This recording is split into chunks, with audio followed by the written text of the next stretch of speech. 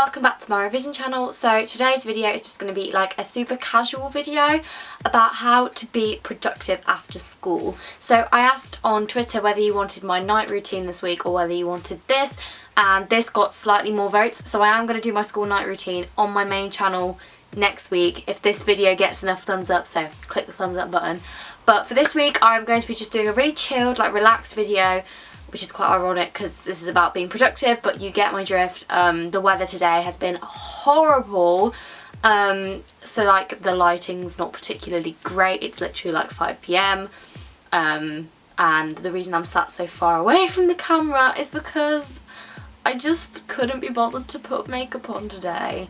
So I like tried to like cover up some spots with a bit of concealer before I film this, and then I use like the wrong shade and then it's just not good. So what we're doing is we're just not looking at my face or my hair, and we're just going to focus on the content of the video because that's what we're all here for, right? So I've just devised a list of tips on how I think that you should be productive after school. I've written it on the back of some politics homework because I no longer do politics and it felt really good to use this as a piece of scrap paper. So my first tip is when you get home, eat something. Now I'm not condoning like binge snacking, but what I'm saying is like when you are back from school you are tired, you've been working all day, or like if you're like me you've had like one lesson and then you're like, oh I'm so tired, even though you've spent the whole day in your freeze. But you know what I mean, you should have been working all day if you're at school. And I always find that when I'm home, the last thing I want to do is sit down at my desk and do some work. So whenever I get home, I'll always make myself a snack and a cup of tea, or like a glass of Diet Coke or some water, depending on my mood. So typical snacks for me include like fruit. I know it sounds like really like, yeah, but I do actually eat fruit. Or like a cup of soup in the winter, like a chicken noodle cup of soup, or some tuck biscuits, or some crackers, or some crisps, or just anything that you fancy, preferably just like, you know, like whole grain crisps, or just something that's going to give you energy, because if you've got homework to do you're not going to have like, you're not going to want something like sugary, because if you have something really sugary it's going to send your like energy levels on a skyrocket and then you'll crash and you won't want to do anything else. So have like a cup of tea, have something warm if it's winter, have something refreshing, like anything like that. Don't take too long, you know, have something quick. And if you're being super productive you could even eat it on the way home from school, but I'm never quite that prepared.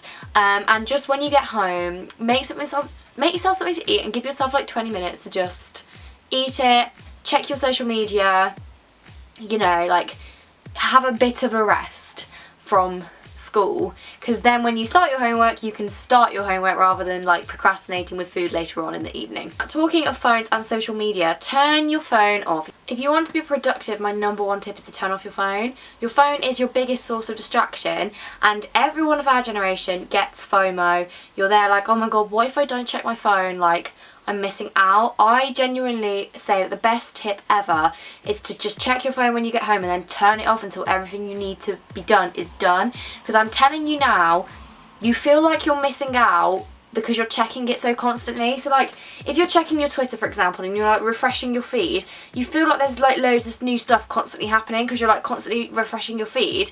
But then when you actually just turn your phone off for a couple of hours, you really have never missed like more than you think you have. Like I've literally turned my phone off for 4 hours and I've turned it back on and I've got the same amount of notifications that I usually would have, but because I've turned my phone off, like it doesn't seem as many as when you're just like constantly checking it, because you feel like you're always busy with it when you're constantly on it, whereas when you check it at just intervals then it's much more manageable and it doesn't take up as much of your time.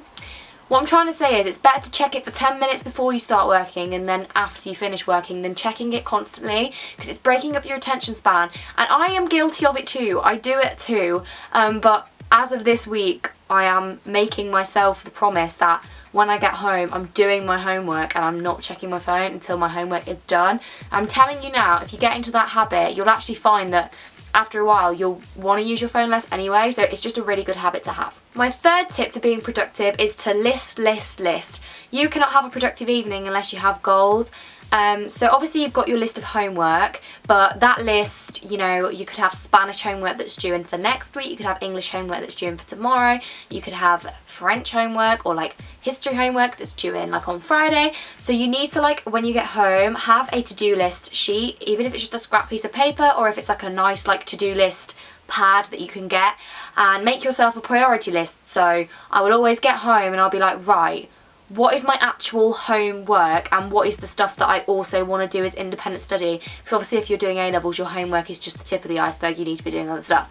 So for example, say if my homework was to do the page 7 and 8 in the Caboodle textbook and to learn this set of vocab, that's going to be more important than me doing some extra grammar or doing extra research.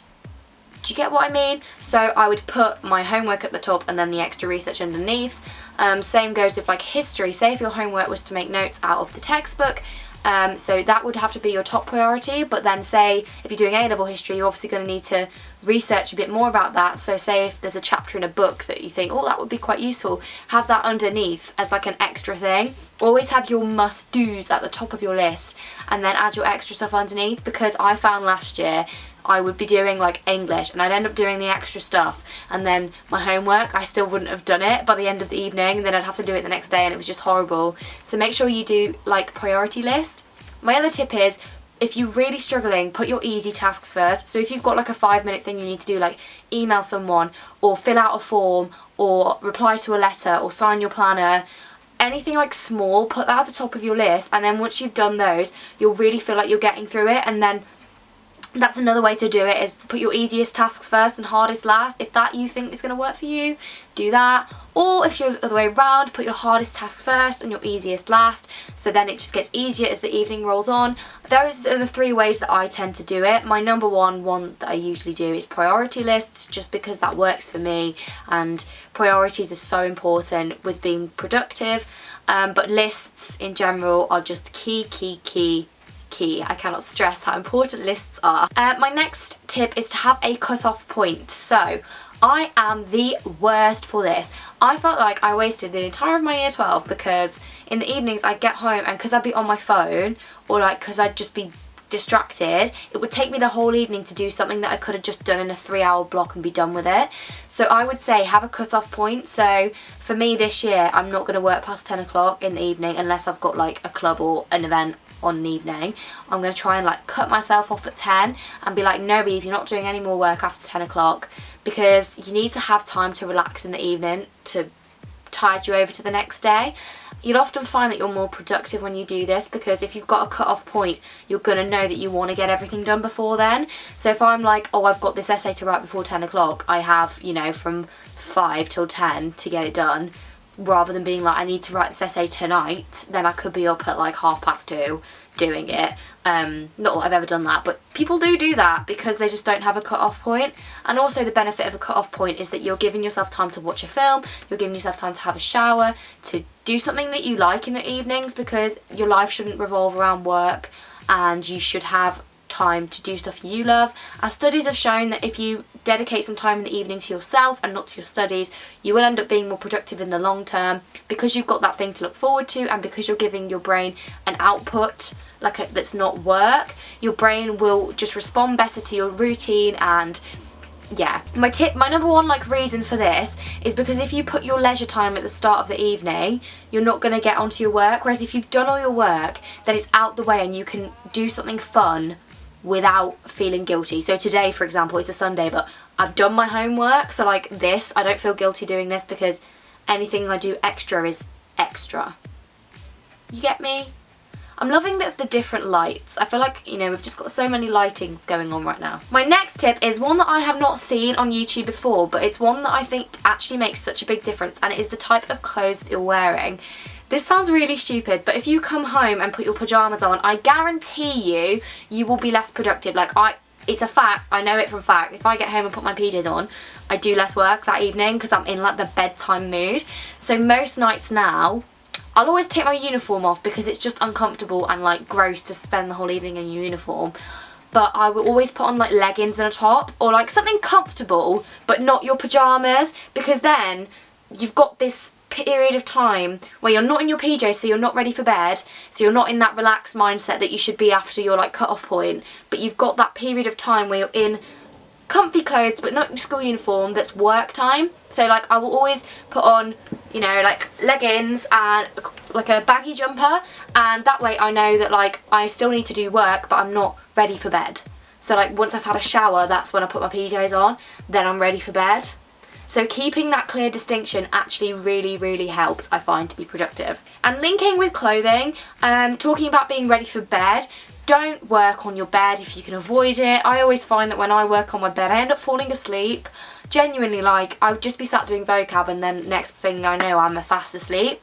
Work at your desk. You'll always get more done at your desk. I know sometimes it can feel horrible and you just want to sit on your bed, but if you have your bed as a place for sleeping and relaxing and your desk as a place for working, you're, like, again with the clothes, like, you will be in the right productive mindset.